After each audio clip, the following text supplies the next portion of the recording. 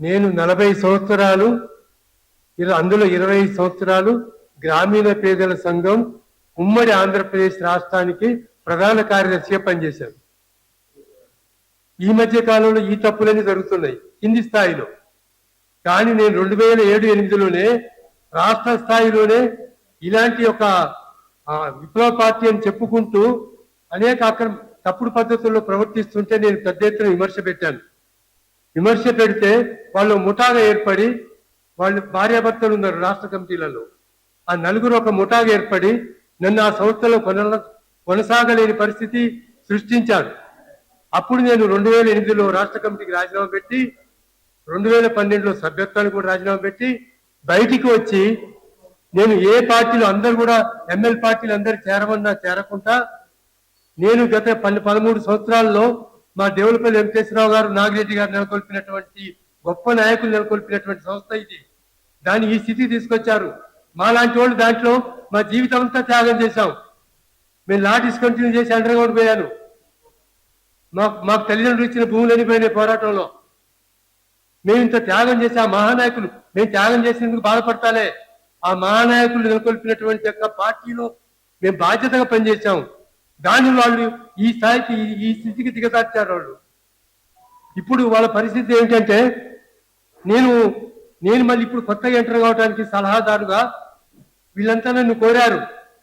Sir, మీరు అసలు వాస్తవానికి 2001-7లో దమ్మపేట ఏరియాలో, మన తుమ్మల నాగేశ్వరరావు గారి ఏరియాలో భూదాన భూములు భూస్వాముల చేతులు ఉన్నాయని తెలిసిపోయి 2001 సెప్టెంబర్లో గాంధీ భవన్కి వచ్చి భూదాన బోర్డు చైర్మన్ ని కలిసి రికార్డ్ అంతా తీసుకెళ్లి 7 సంవత్సరాలు పోరాటం చేశాను. అక్కడ నేను కామ్రేడ్ ఎర్రయ్య ఉండే చేసి అక్కడ భూములు ఇప్పించాం. ఆ ప్రభావంతో తర్వాత ఇక్కడ భూములని మీరు పంచండి అని చెప్పి ఇక్కడ పార్టీకి అప్పచెప్పారు. అప్పటికి నేను తప్పుకున్నాను. కానీ వాళ్ళు మేము పోరాటం చేసి ప్రజలకు భూములు అప్పచెప్తే వాళ్ళు ఏంటంటే ఈ రకంగా తయారయ్యి మొత్తం ఇప్పటికి ఏంటంటే మాకు తెలిసిన సమాచారం ఏంటంటే, ఒక్క ఖమ్మం జిల్లా కాదు, కొత్తగూడెం జిల్లా కాదు, వరంగల్ జిల్లా, సూర్యాపేట జిల్లా, పక్క జిల్లాలలో 4-5 జిల్లాలలో 6-7 వేల మంది దగ్గర 10,000తో మొదలుపెట్టి 2-3 లక్షల వరకు వసూలు చేసి మొత్తం 20 కోట్ల కంటే పైన వసూలు చేశారు వీళ్ళు. నేను మామూలుగా ప్రభుత్వ నిర్బంధాన్ని ఎప్పుడైనా మేము ఖండిస్తాం. నా 57 సంవత్సరాల రాజకీయ జీవితంలో ప్రభుత్వం ఎప్పుడైనా నిర్బంధం ప్రయోగిస్తే ఖండిస్తూ వచ్చాను. కానీ ఈ రోజు ప్రభుత్వం చేస్తున్నటువంటి యొక్క కేసుల్ని, నిర్బంధాల్ని ఖండించలేకపోతున్నాను, సమర్థిస్తున్నాను. ఎందుకు? మీరు పేద ప్రజలపైన దౌర్జన్యం చేశారు కాబట్టి, ప్రభుత్వం తీసుకునేటువంటి యొక్క మీ మీద ఎప్పుడైనా కేసులు పెడితే ఎత్తేయాలని చెప్పి డిమాండ్ చేస్తాం మేము. కానీ ఇంకా పెట్టండి, మొత్తం లోపడేయండి, అందరు ఇట్లా తప్పులు చేసిన అందరూ అరెస్ట్ చేయండి అని చెప్పి కోరుతున్నాం. ఎందుకు?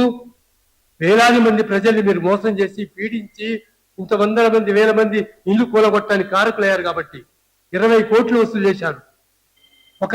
మాకు అనఫిషియల్ గా తెలిసిన విషయం ఏంటంటే, పోలీసు వర్గాల ద్వారానే అనఫిషియల్ గా తెలిసింది, వాళ్ళు ఇంకా మొత్తం ప్రకటించలే.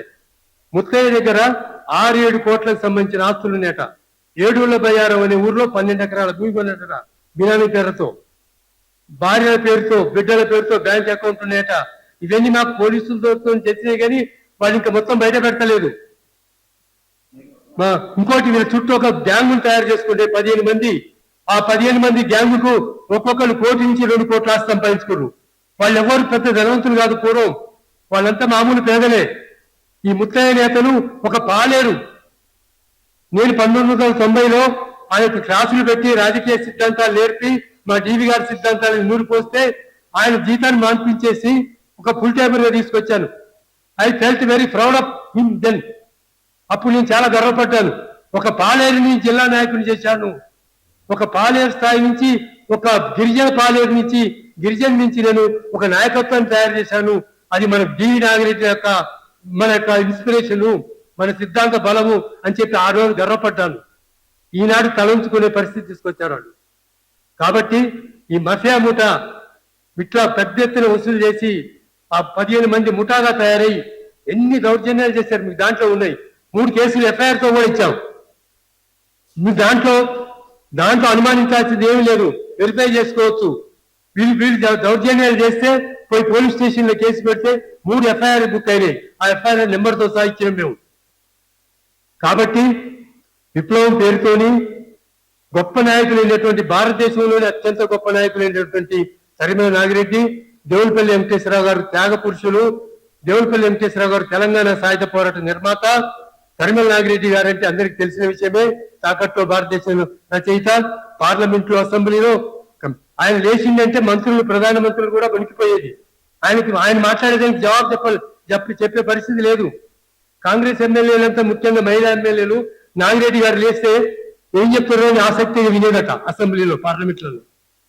అంత మంచి గొప్ప నాయకులు నెలకొల్పినటువంటి యొక్క సంస్థని, ఉద్యమాల్ని ఈనాడు దిగజార్చి అబాసుపాలు చేసి మీరు ఇట్లా చేశారు. కాబట్టి మీ మీద ఖచ్చితమైన చర్యలు తీసుకోవాల్సిందే ప్రభుత్వం. మీ మీద ఇంకా కేసులు పెట్టాల్సిందే. చాలా మంది కంప్లైంట్ ఇచ్చారు. కనీసం చాలా కేసులు ఉన్నాయని చెప్తున్నారు పోలీసులు. దానికాడ మేమేం ఖండిస్తలేదు. వాళ్ళని శిక్షించాల్సిందే, ప్రజల్ని పీడించినటువంటి వాళ్ళు. ఇంకొకటి, ఒక గొప్ప సంస్థకు, గొప్ప నాయకులకు పరువు ప్రతిష్టలు, వాళ్ళ యొక్క ప్రతిష్టని దెబ్బతీసినటువంటి మీకు తగిన శిక్ష జరగాలి. రేపు ప్రజల్లో కూడా మీరు మళ్ళీ ప్రజలకు వచ్చిన తర్వాత మీరు గ్రామాలకు వస్తే మీరు కదలకుండా మిమ్మల్ని నీలేసి గల్లాబట్టి మీరు ఈ రాజకీయాలు మానుకోండి. ముత్తయ్య, నువ్వు మళ్ళీ పాలేరు పని చేసుకో, అదే నీకు సరైనటువంటి పని. మళ్ళీ రాజకీయం చేసినవంటే మాత్రం మేము ఊపుకోం. ప్రజలకు వచ్చి రాజకీయం చేసినట్టే మాత్రం బజారు గుంజుతాం నీలాంటి వాళ్ళని. ప్రజలతో గుంజిస్తాం మేము. ఇప్పుడు మీరు బయటకు వచ్చినా సరే ఈ రాజకీయాలు చేయొద్దు, ఈ పేరు చెప్పొద్దు. ఈ పేరు చెప్తే మేము ఊకోము. ప్రజలతోనే బజారుకి ఇప్పిస్తాం మిమ్మల్ని, ఏం కాదు. కాబట్టి మీడియా మిత్రులు ఒక ఉదాహరణ చెప్పింది. ఆమె భర్త హమాలి కదా, హమాలి పని చేసుకుంటాడు, ఈమె కూలికి పోతుంది. ఇద్దరు కష్టపడి కట్టుకుంటే దాన్ని కూలగొడతాం, అమ్ముతామని నిజమయ్యా. ప్రభుత్వ భూమికి ప్రజలు అనుభవిస్తారు, కానీ అమ్మటానికి కొనటానికి నిలబడు. అమ్మటానికి నీకు సొంత భూమి, నీవయ్యే జాగిరా, అది నిలబడు అసలు అమ్మటానికి. ఒకవేళ ఆవిడ అమ్ముకుంటాయంటే చట్టరీత్యా కరెక్ట్గా అవుతే ప్రభుత్వం చూసుకుంటది. అది ప్రభుత్వానికి ప్రజలకు మధ్య సంబంధించిన సమస్య. నిలబడి అమ్మటానికి, వేరే వాళ్ళకి అమ్ముకోవడానికి, లక్షలు అమ్ముకోవడానికి. కాబట్టి ఇంతటితో మీ శకం ముగుస్తున్నది. నేను మళ్ళీ 77 సంవత్సరాల వయసులో మీ పతనాన్ని చూసిన తర్వాత మళ్ళీ యాక్టివ్ అయ్యేస్తున్నా. వీళ్ళు చాలా రిక్వెస్ట్ చేశారు రమ్మని. అయ్యా, నేను 13 సంవత్సరాల క్రితం పార్టీ వదిలిపెట్టినా, ఇప్పుడు వచ్చి ఏం చేయగలుగుతాను సార్? మీరు వస్తే కొంత న్యాయం జరుగుద్ది సార్. మీరు కొన్ని వేల ఎకరాలు పోరాటం చేసి ప్రజలు ఖమ్మం జిల్లాలు ఇప్పించారు, అక్కడ భూదాన భూములు కూడా ఇప్పించారు. మీరు ఉంటే మీ ఆధ్వర్యంలో మేము పోరాటం చేసుకుంటామని 1-2 సార్లు రిక్వెస్ట్ చేస్తే నేను కూడా చలించాను. వాళ్ళ రిక్వెస్ట్ని మన్నించి మళ్ళీ 77 సంవత్సరాల వయసులో మళ్ళీ పోరాటాలు దిగి గత 2 నెలలుగా చేస్తున్నాను. ఇప్పుడు ఆ డివి నాగిరెడ్డి గారు నెలకొల్పినటువంటి పందాన్ని, వారి విశిష్టతని నిలబెట్టడానికి 77 సంవత్సరాల వయసులో నేను సంకల్పం చేసుకొని మళ్ళీ వస్తాను. మీ ఆటలని ఆట కట్టిస్తాను. మిమ్మల్ని ప్రజలను తిరగకుండా చేస్తాను. మీరు అడ్డగోలు ఏమైనా చేస్తే పోలీసులు కంప్లైంట్ ఇయ్యము.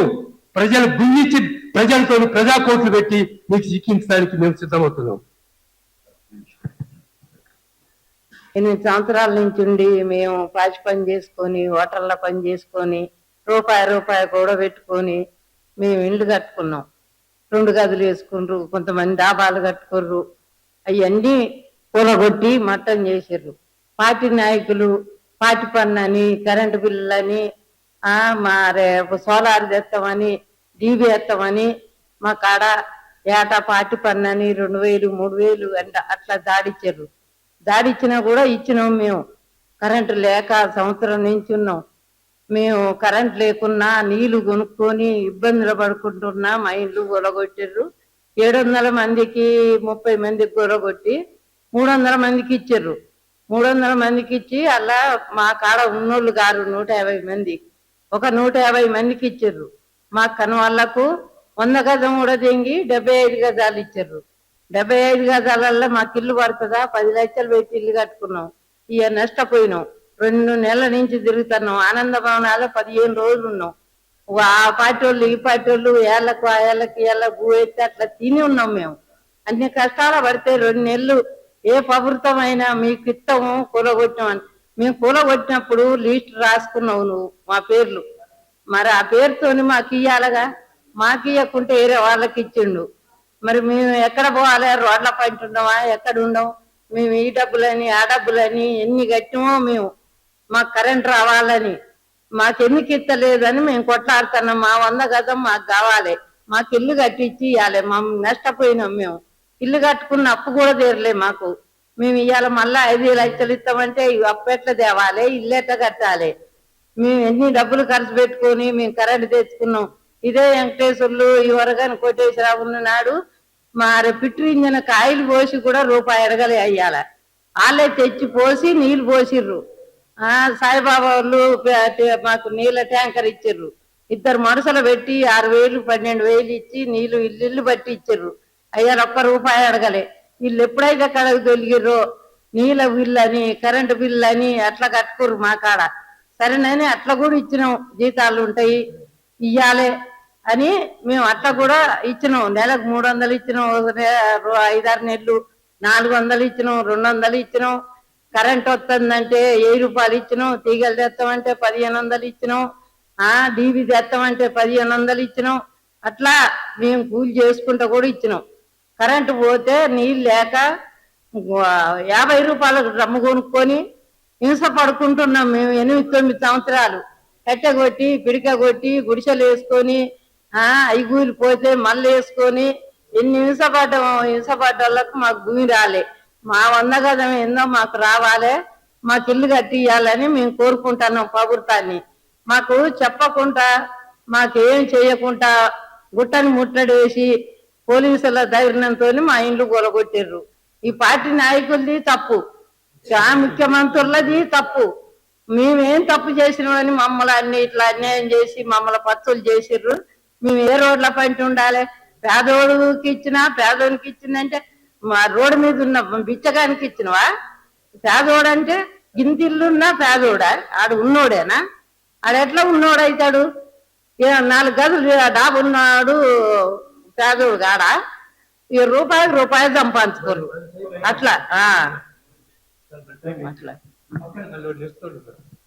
ఒక మీడియా మిత్రుడు ప్రశ్నగా మా దగ్గర రాలేదు. ఎంత దౌర్జన్యాలు జరుగుతుంటే మరి ఇప్పుడు అంటే అప్పుడు మీరంతా ఎడిపోయారు అనేది ఒక ప్రశ్న.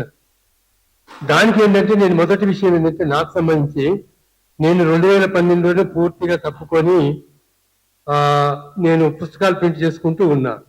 అంటే అక్కడ నాకేమి అనుచర వర్గం కానీ ఏం లేదు. నేను ఎవరితో చర్చ పెట్టకుండా మళ్ళీ నాకు సపోర్ట్ ఎవరిని చేస్తే వాళ్ళని పీడిస్తారని చెప్పి నేను ఒక్కనే పక్కకు వచ్చేసి నా పుస్తకాలు ఏదో నేను ప్రింట్ చేసుకుంటున్నా.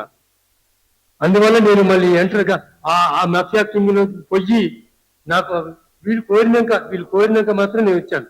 వాళ్ళు కూడా ఏంటంటే వీళ్ళంతా మధ్య రాజ్యం నడుస్తుంది, వీళ్ళని పక్కన పెట్టేశారు, వాళ్ళు మనం పోయి ఇప్పుడు ఏం చేయగలుగుతాం అనే దాంట్లో ఉన్నారు. కానీ ఎప్పుడైతే కూల్స్తారని చెప్పి వాళ్ళ దృష్టికి వచ్చిందో అప్పుడు ఏంటంటే వాళ్ళు ఆగలేక నాకు ఫోన్ చేశారు. చివరి దశలో మేము ఉన్నటువంటి యొక్క పరిస్థితులలో వాళ్ళదే మొత్తం నడుస్తున్నటువంటి పరిస్థితులలో మొత్తం గ్యాంగ్ అంతా కూడా తయారైపోయి నడుస్తున్నటువంటి పరిస్థితుల్లో ఆ లోపల ఉన్నటువంటి వాళ్ళు మనకు బలపరచలేరు ఆ రోజు. ఎందుకంటే ఎవరైనా మనకు అనుకూలంగా మాట్లాడితే వాళ్ళు తీసి బయటకు పంపిస్తారు. కాబట్టి అప్పుడు మాకు సపోర్ట్ కూడా దొరకలేదు. అంటే మా కాదు, వీళ్ళకి సపోర్ట్ కూడా దొరకలేదు. వీళ్ళని సపోర్ట్ చేయడానికి కూడా భయపడ్డారు అప్పుడు ప్రజలు. వీళ్ళని బలపరిస్తే మన బయటికి పంపిస్తారని. కొన్ని ఇలాంటి భౌతిక వాస్తవాల వల్ల మేము ఆలస్యంగా ఎంటర్ కావాల్సి వచ్చింది. ఇంగ్లీష్లో ఒక పదం ఉంది, బెటర్ లేట్ దాన్ నెవర్ అని. కాబట్టి మేము ఆలస్యంగానే వచ్చినాము. కరెక్ట్, అంతకుముందు రాలేకపోయినాము కొన్ని పరిస్థితుల కారణంగా. కాబట్టి ఇప్పుడు వచ్చిన తర్వాత అయితే గత 2 నెలల నుంచి ఇప్పటికి 4 సార్లు కలెక్టర్ కలిసాము, ప్రదర్శన చేశాము, ఇంకా కొనసాగిస్తూనే ఉంటాం. అందరికి నా నమస్కారాలండి. నా పేరు గంగమ్మ, ఎర్రబేణి గంగమ్మ. నేను 2018 నుంచి నివాసంగా అక్కడనే ఉన్నా. ఏదన్నా కరెంట్ అన్నా నీళ్ళన్నా ఏ దానికైనా బిల్లులు కట్టుకుంటా ఉన్నాము. నేను 10 లక్షలు పెట్టి ఇల్లు కట్టినా మాకు నోటీస్ ఇవ్వకుండా మాకేమి ఇవ్వకుండా మా ఇల్లు గొలగొట్టారు.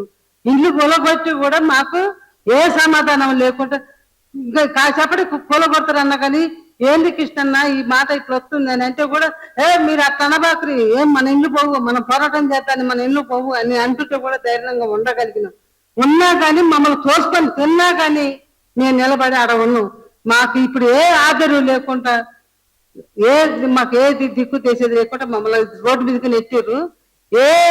ఆడ ఉండని వాళ్ళకి ఇండ్లు ఇచ్చారు, ఆడ పడి ఉన్న వాళ్ళకి ఇవ్వలేదు. అవి చెప్పటం కూడా నాకు రావట్లేదు కానీ మాకైతే అన్యాయం జరిగింది. ఇప్పుడు ఇల్లు కట్టుకోరని 100 గజాలు తీసేసి 70 గజాలు ఇచ్చారు. ఆ 70 గజాలు కూడా గుట్టలు తీసుకుంటే కంకర వచ్చేట్టు లేదు, ఉసుక వచ్చేట్టు లేదు, సిమెంట్ వచ్చేట్టు లేదు. ఆడ ఇచ్చిన వాళ్ళు కూడా గోడ ఎడుతారు. 10 లక్షలు అప్పు ఇంతవరకు తీరలే నాకు ఇప్పుడు పేట ఇస్తే నేను ఏం పెట్టి ఇల్లు కట్టుకోవాలి? మా పేట మాకు ఇవ్వాలి, మాకు ఇల్లు కట్టియాలి. మాకు ఇల్లు కట్టేకపోయినా పర్వాలేదు, మా పేట మాకు ఇస్తే మేము ఏదైనా గుడి చేసుకొని ఉంటాం అంతవరకు. ఇదొకటి. మళ్ళీ మమ్మల్ని అక్కడ చేర్చిన మా పెద్దలు కూడా మమ్మల్ని పీల్చి పిప్పిని చేసి 2000, 3000, 200, 300, 500 నెల నెల ఇచ్చుకుంటూ వచ్చినాం. అయ్యో 1 లక్ష రూపాయలు అయినాయి. 10 లక్షలు పెట్టి ఇల్లు కట్టినాం. మా ఒంట్లో బలం కూడా తగ్గింది. మాకు న్యాయం చేయాలని కోరుకుంటున్నాం. ఆడ అయిపోతుందని అంటూ మాకు న్యాయం చేయాలి, మా పేట మాకు ఇవ్వాలి.